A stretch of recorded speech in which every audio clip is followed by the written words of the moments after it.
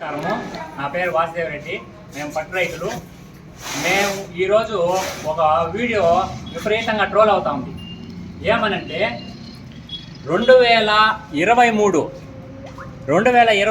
300 మంది రైతులు, పట్టు రైతులు కరోనాలో చాలా దెబ్బతినేసి చాలా ఇబ్బందుల్లో ఉండి ఆ రోజు 300 మంది పట్టు రైతులు ఇన్సెంటివ్ కావాలనేసి రోడ్లపైకి వచ్చినాం. అది ఎప్పటి నుంచి ఆగిపోయిందంటే చంద్రబాబు నాయుడు పీరియడ్ 2.5 సంవత్సరం చంద్రబాబు నాయుడు పీరియడ్లో ఉండగా నుంచే పట్టు రైతులకు ఇన్సెంటివ్ రావడం అనేది ఆగిపోయింది. దాని గురించి ఇది ఉండేది కూడా పెండింగ్ అయిపోతుంది. ఈ సిరికల్చర్ రైతులు చాలా ఇబ్బందుల్లో ఉన్నారు. కరోనా టైంలో పట్టు పరిశ్రమ చాలా కుంటుపడిపోయిందని 2023లో 300 మంది పట్టు రైతులు అందరూ కలిసి ఒక పెద్ద ధర్నా చేశాం.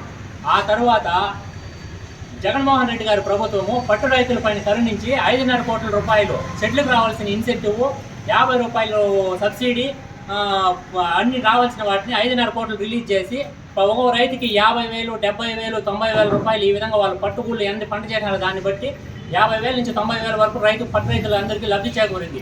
ఆ తర్వాత మన వెంకయ్య గౌడ్ గారిని మేము రిక్వెస్ట్ చేసుకుంటే ఆయన ఒకసారి శాసనసభలో మాట్లాడినారు.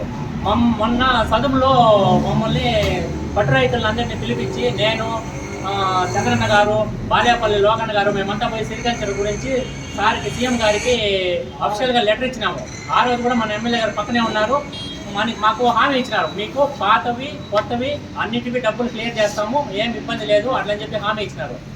మొన్న 4వ తేదీ పొలంనేరులో 5వ నెల 4వ తేదీ 2024లో మొన్న వచ్చి మీటింగ్ జరిగినప్పుడు మన ఎమ్మెల్యే వెంకయ్య గౌడ్ గారు పట్టు రైతులకు రావాల్సిన ఇన్సెంటివ్ కూడా అంతా క్లియర్ చేస్తాము, 100% పట్టు రైతులకి కాకుండా రైతుల పక్షపాతాన వైఎస్ఆర్ కాంగ్రెస్ పార్టీ ఉంటుందని హామీ ఇచ్చినారు. ఆ విధంగా మా పట్టు రైతులకి రైతులందరికీ అండగా ఉంటామని చెప్పేసి వెంకయ్య గౌడ్ గారు సీఎం గారు పక్కనే ఉన్నప్పుడు మన ఎమ్మెల్యే గారు మా రైతులకంతా హామీ ఇచ్చినారు. దీన్ని టీడీపీ నాయకులు 2024వ తేదీ 5వ నెలలో జరిగిందే దాన్ని 2019లో ఎలక్షన్కి ముందు ఏదో హామీ ఇచ్చినట్టు మేము 2023లో ప్రజలందరూ పోరాడి పట్టు రైతులు పోరాడిండే దాన్ని ఇప్పుడు ఎలక్షన్ ముందర మేమేదో అడిగినట్టు ముందుది వెనక్కి వెనకది ముందరికి ట్రోల్ చేసి తప్పుడు ప్రచారాన్ని ప్రజలే తీసుకొని పోతున్నారు. ఇది పచ్చి తప్పు, ఇది చాలా మోసపూరితమైన చర్య. దీన్ని మేము పట్టు రైతులందరూ ఖండిస్తా ఉన్నాము. ఈ టీడీపీ ప్రభుత్వము పట్టు రైతులకి ఎప్పుడు మంచి చేసింది లేదు, ఇంకా చేయబోయేది లేదు. కాకపోతే ముందు వెనక్కి ముందుకి మాపింగ్ చేసి ఇట్లా తప్పుడు ప్రచారాలు ప్రజల్లోకి తీసుకొని పోయి తప్పు సమాచారాలను తీసుకొని పోతున్నారు. దీన్ని మేము సహించము, దీనిపైన ఖచ్చితంగా యాక్షన్ తీసుకుంటాము. ఇంకొకటి ఏమంటే వీళ్ళు ఈ టీడీపీ ప్రభుత్వం వస్తే వర్షాలు పడవు, పట్టు రైతులే కాదు ఏ రైతు బాగుపడేది లేదు. మేము పట్టు రైతులందరూ మొన్న మాకు జగన్మోహన్ రెడ్డి గారు, మన ఎమ్మెల్యే వెంకయ్య గౌడ్ గారు మాకు హామీ ఇచ్చిన దాని ప్రకారము మేమందరూ సిరికల్చర్ రైతులందరూ మన వైఎస్ఆర్ కాంగ్రెస్ పార్టీకి మద్దతు పలుకుతున్నాము. అఖండ మెజార్టీతో ఇక్కడ వెంకయ్య గౌడ్ గారు గెలుస్తారు, అక్కడ జగన్మోహన్ రెడ్డి గారు గెలుస్తారు. వీళ్ళు తప్పుడు ప్రచారం చేసి తప్పుడు మాఫింగ్ చేసి 2023లో జరిగిండే దాన్ని 2024లో జరిగినట్టు 2024 4వ తేదీ 5వ నెలలో జరిగిందే మొన్న సీఎం గారి మీటింగ్లో జరిగిండే దాన్ని ఎలక్షన్లకు ముందు 2019లో చేసిన మాదిరి మాపింగ్ చేసి ట్రోల్ చేస్తున్నారు. ఇది పూర్తిగా పట్టు రైతులు ఖండిస్తున్నాము. ఈ విధంగా చేయడము టీడీపీకి తగదు. వీళ్ళు ఈ తప్పుడు ప్రచారాలు మానుకోండి, మీరు ప్రజలకు అబద్ధాలు చెప్పేది మానుకోండి. ఏముందో నిజంగా చెప్పి నిక్కచ్చిగా మాట్లాడి ప్రజల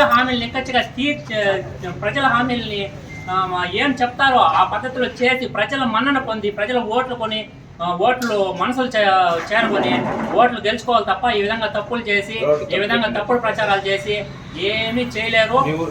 మా ఊరికే వేరే విషయాలు కాదు, మా ఊరికి మంత్రి అమర్నాథ్ రెడ్డి గారు మా ఊరికి 15-20 ఇళ్ళు చందమామ గుండికి ఊర్లో ఉండేది ఇండ్లు, దానికి 1,75,00,000 రూపాయలతో మేము రోడ్డు నిర్మాణం చేసినాము అని చెప్తున్నారు.